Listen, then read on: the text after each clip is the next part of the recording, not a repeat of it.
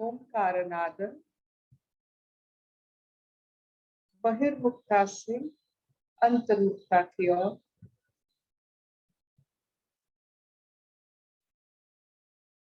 यह अंतर्मुखी अवस्था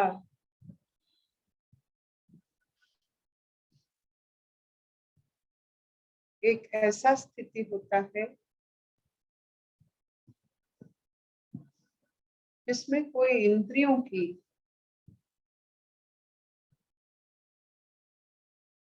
साथ जरूरत नहीं पड़ता।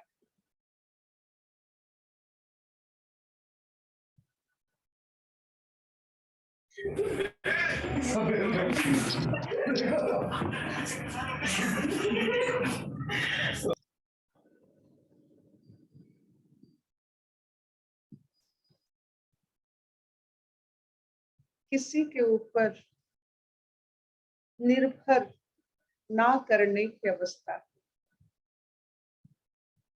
जो किसी के ऊपर निर्भर नहीं करते हैं वही अंतर्मुखी हो सकते। एक बार अंतर्मुखता अनुभूति होती है, उसे बार बार अनुभव करने की चाहत होती है। तो लेकिन पहला कदम बहिर्मुखता से अंतर्मुखता, ये बहुत बड़ा कदम होता है कि आपकी चॉइस, आपकी इच्छा हो कि ये बहिर्मुखता यानी इंद्रियों के माध्यम से संसार को अनुभव करना और पूरे संसार को अपने अंदर अनुभव करना बिना इंद्रियों, ये आपकी चॉइस है।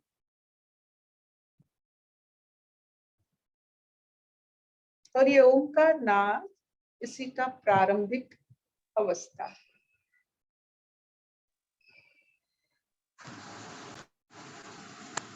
तो आज सुनते हैं फिर नचिकेता की कथा। स्वागता जी से शुरू कीजिए। स्वागता जी। हरिओम अर्पिता, हरिओम सभी योगियों को। आज द्वितीय वल्ली का तृतीय श्लोक पढ़ेंगे। सत्वं प्रियान् प्रिय रूपांश्च कामान् अभिध्यायन्नचिकेतोऽत्यस्राक्षिः नैत्यां श्रृङ्कामवित्तमयीमवाप्तो यस्यां मज्जन्ति बहवो मनुष्या। हे नचिकेता, उस तूने पुत्र वित्तादि प्रिय और अप्सरा आदि प्रिय रूप भोगों को उनका असारत्व चिंतन करके त्याग दिया है, और जिसमें बहुत से मनुष्य डूब जाते हैं, इस धन प्राया निंदित गति को तू प्राप्त नहीं हुआ। हे नचिकेता, तेरी बुद्धिमत्ता धन्य है, जिस तूने कि मेरे द्वारा बारंबार प्रलोभित किए जाने पर भी पुत्रादि प्रिय तथा अप्सरादि प्रिय रूप भोगों को उनकी अनित्यता और असारता आदि दोषों का विचार करके परित्याग कर दिया, और जिसमें मूढ़ पुरुष प्रवृत्त हुआ करते हैं, उस वित्तमयी धन प्राया निंदित गति को तू प्राप्त नहीं हुआ। जिस मार्ग में कि बहुत से मूढ़ पुरुष डूब जाते अर्थात दुख उठाते हैं, उनमें से श्रेय को ग्रहण करने वाले का शुभ होता है, और जो प्रेय को वरण करता है वो स्वार्थ से पतित हो जाता है। ऐसा जो ऊपर इस वल्ली के प्रथम मंत्र में कहा गया है, सो क्यों? इस पर यमराज कहते हैं, क्योंकि अब चतुर्थ श्लोक पढ़ेंगे। दूरमेते विपरीते विशुचि अविद्याया च विद्येति ज्ञाता विद्याभिप्सिप्नं नचिकेतसं मन्ये ज्ञात्वा कामावहवो लोलुपन्त। जो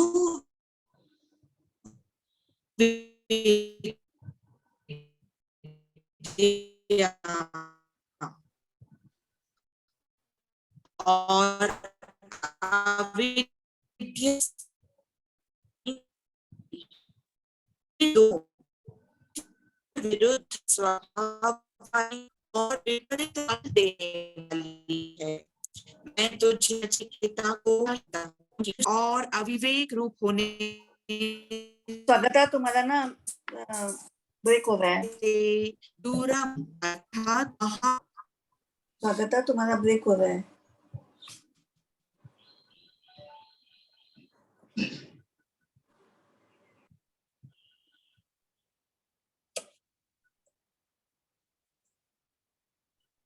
कोई बात नहीं।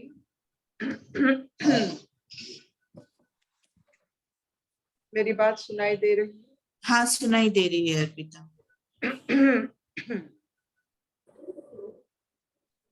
फिर से बोलूं ये श्लोक शैली? कितना सुनाई नहीं दिया? ये दोबारा से बोलो सारा श्लोक पूरा, 4th। अच्छा, चतुर्थ श्लोक।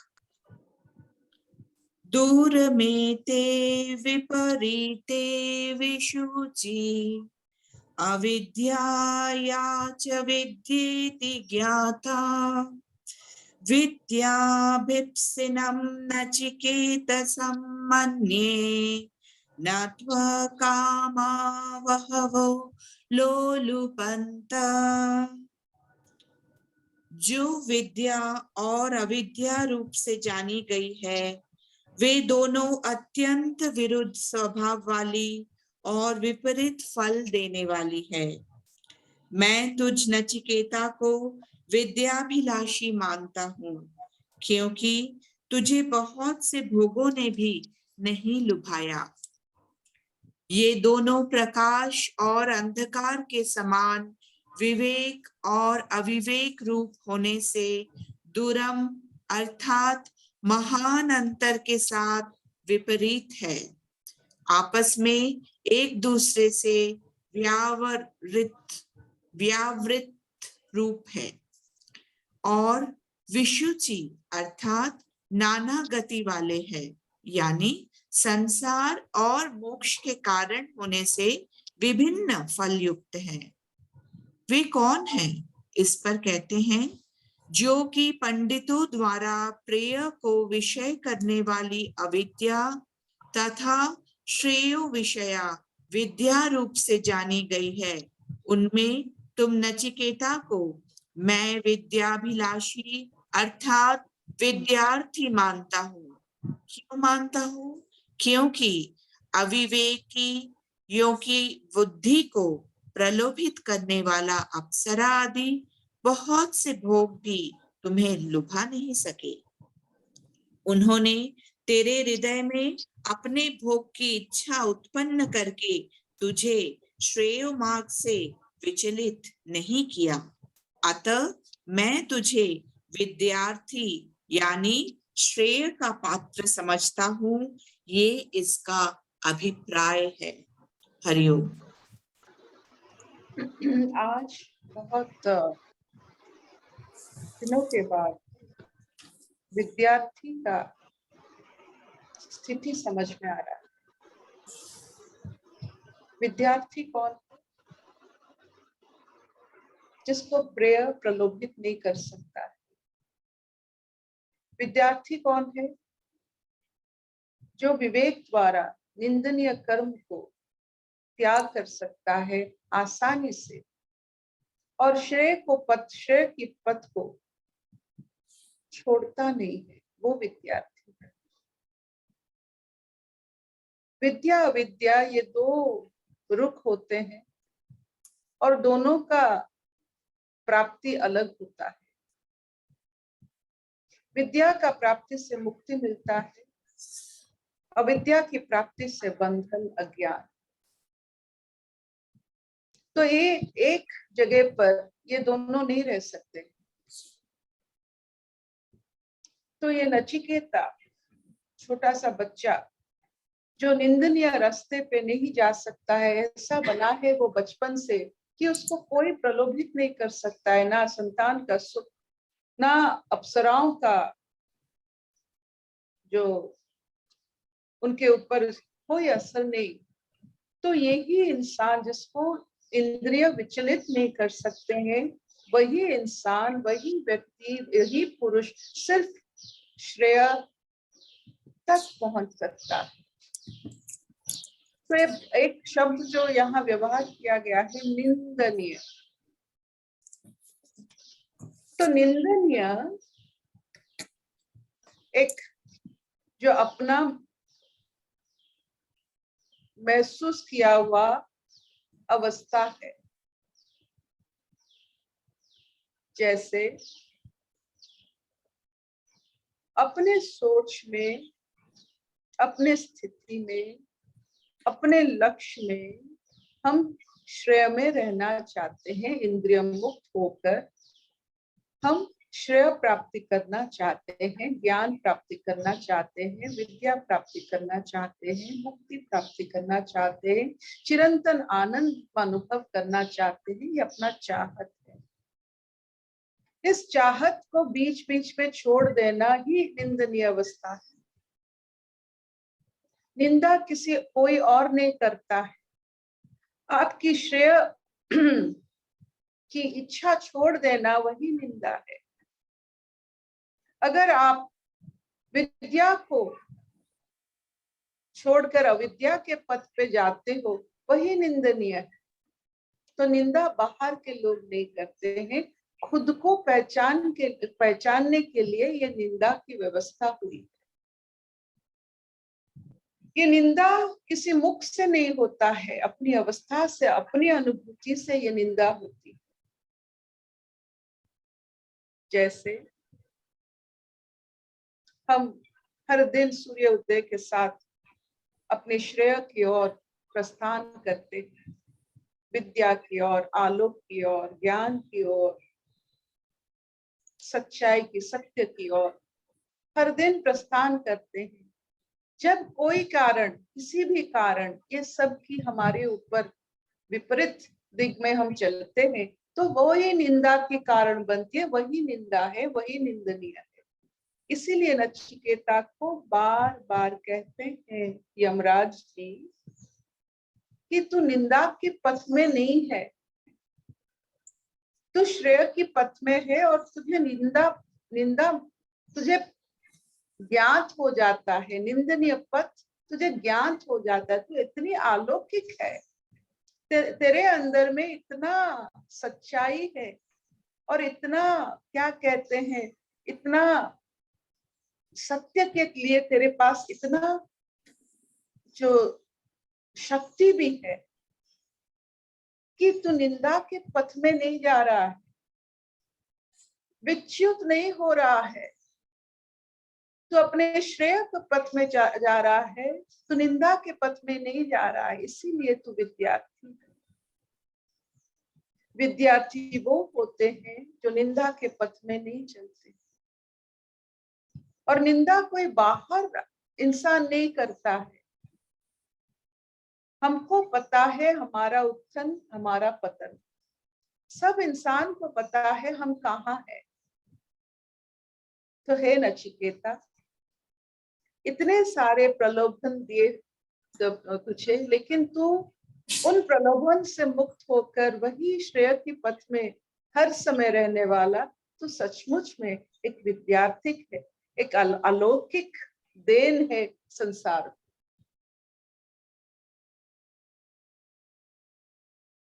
तो आज की जो भरा हुआ शब्द वो है निंदा, निंदनीय। हमें जब तक बाहर के लोग निंदा नहीं करते हैं, हम अपना जो संसार में अपना चलन नहीं छोड़ते। बाहर निंदा पहुंचते पहुंचते बहुत समय लग जाता है। वो सत्य भी हो सकता है, असत्य भी हो सकता है।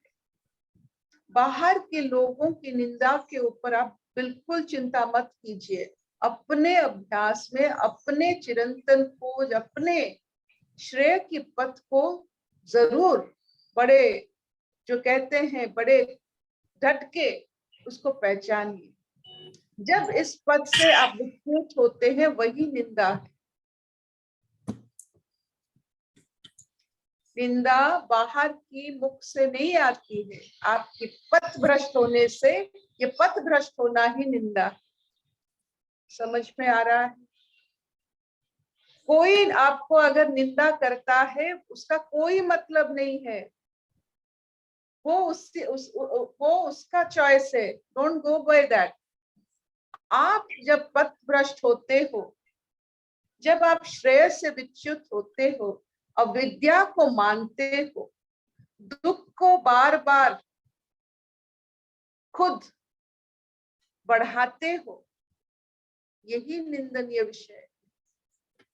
मुझे एक बात जरूर बोलना कि आपके मन में जब तक श्रेय है, जब तक आपके मन में चिरंतन आनंद की इच्छा है, जब तक आपके मन में आत्म अनुभूति की अभिलाषाएं हैं, तब तक आपको निंदा और प्रशंसा का क्या, बाहर की निंदा और प्रशंसा का क्या आपके ऊपर असर पड़ेगा? मुझे बोलना जरूर। जब हम विच्युत होते हैं इस रास्ते से, तब जाकर निंदा प्रशंसा का हमारे ऊपर असर पड़ता है। जब तक श्रेय में जाते हैं, श्रेय के पथ में हम चलने की इच्छा रखते हैं, तब तक कुछ पता नहीं चलता है। जब श्रेय से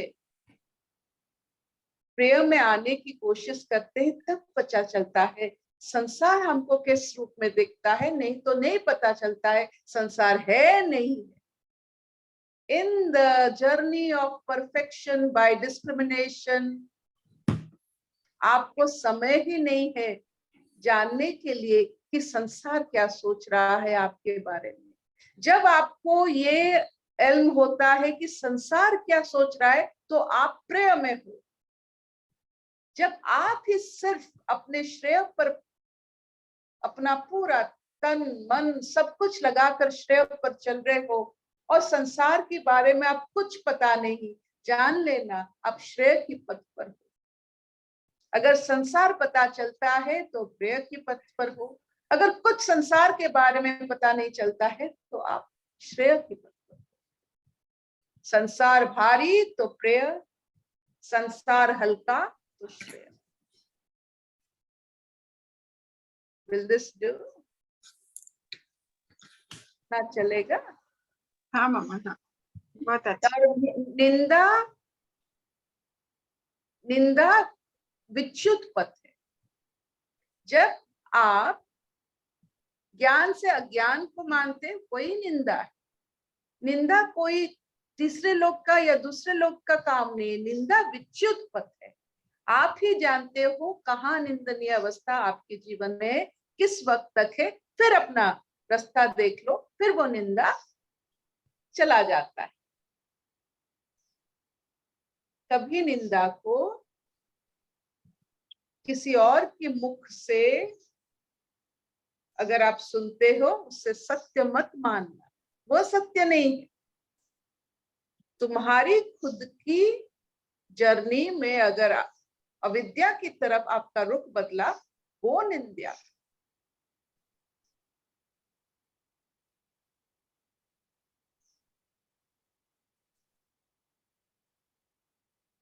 Will this do? कोई हाँ, प्रश्न? कोई प्रश्न?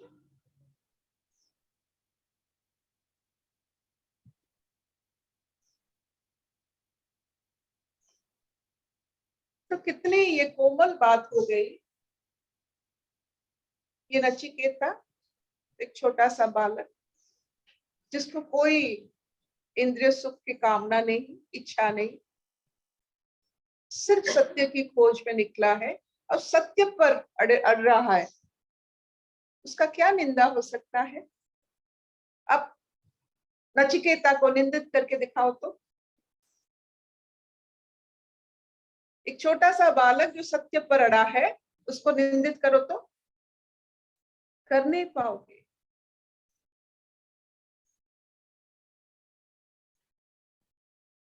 उसको कुछ प्रलोभित नहीं कर सकता है, उसको निंदा करो तो।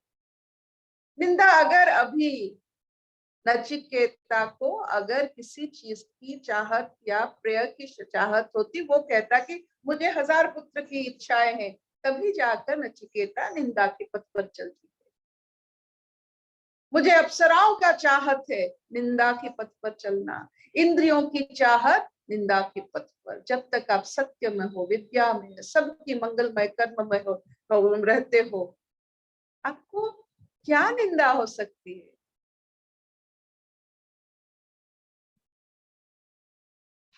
समझ में आया? एक पॉलिटिशियन, यानी पॉलिटिशियन का हिंदी राजनीतिज्ञ, राजनीति करने वाला, और एक महर्षि जो जहां जाता है वहां सूक्ष्म तत्व फैलाने वाला। Let us talk about a politician and a priest.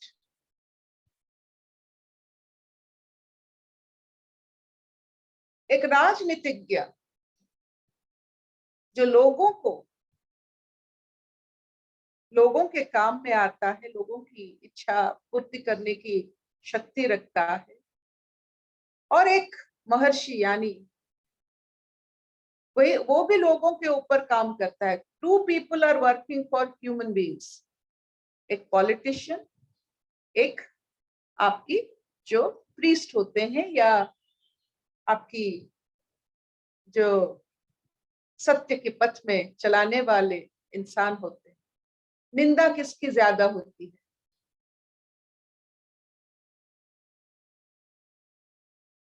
निंदा किसके ज्यादा होता है?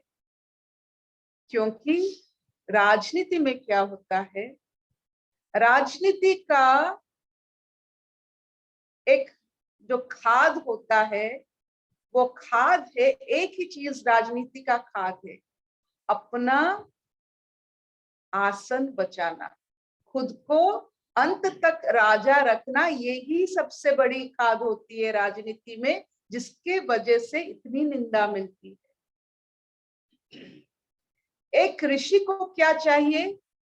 जब वो कर्म करता है, सबकी साथ मिलकर, यानी सबको अच्छाई के रास्ते पर चलने की सलाह देता है, वो अपना स्थिति को मजबूत करने के लिए ये नहीं करता है। वो मुक्त रहना चाहता है, और मुक्ति की पथ पर जो आए उसको सिखाता है मुक्ति, और खुद मुक्त रहता है। इसीलिए निंदा उसमें नहीं होता है।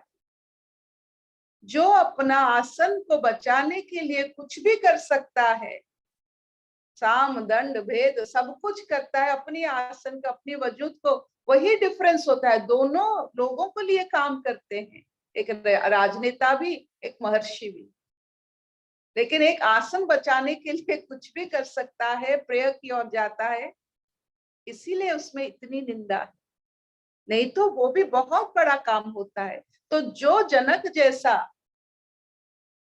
अपने हर राज्यवासी को अपने स्थिति के कारण सबको मुक्ति की पथ पर ले जा सकता है, वो जनक जैसा राजा अगर हो तो ये संसार और संसार की जो मति होती है वो अनिंदनीय हो। एक राजा भी अनिंदनीय बन सकता है।